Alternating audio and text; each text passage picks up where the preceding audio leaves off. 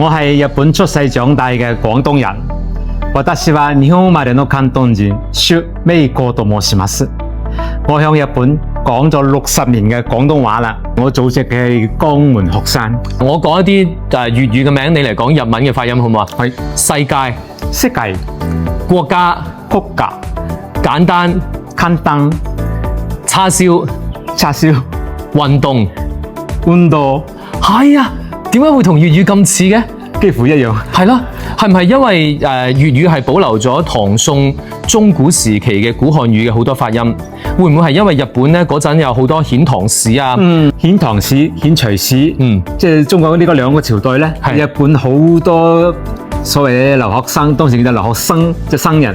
哦，和尚係啦，和尚去中國取經嘅，好多中國啲先進嘅當時嘅啲文化都帶咗過嚟日本咯。你父親係鶴山人，係啦，你母親呢？中國廣東新會人，不過咧佢本身已經喺日本第3代噶啦。啊，你喺屋企，你同你媽媽同你爸爸係講白話，就係粵語啊嘛？粵語同我而家講嘅粵語一唔一樣呢？你覺得？基本上一樣。我爸爸就帶啲鄉音嘅，吃飯、念書。我母親方面就新會話，去荔枝啊，做乜啊咁。咁其實你嘅身份認同感係點樣嘅？你喺日本出世長大，日語又講得咁好，即係每次講到呢啲嘢嘅時候咧，我都會個眼睛都會有啲點講啦。不過我以為做中國人咁好，點解要做佢哋日本人呢？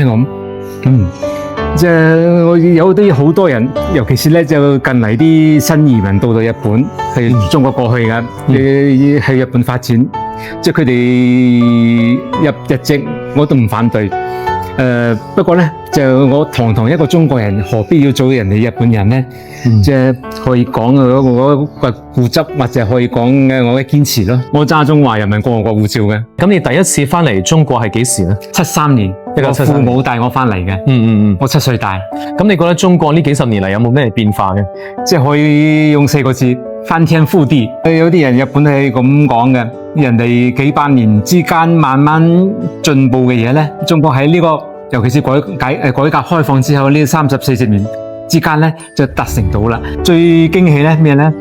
依家中國人出門都唔使帶銀包嘅，係即係呢一點咧，就我哋喺日本都未實現。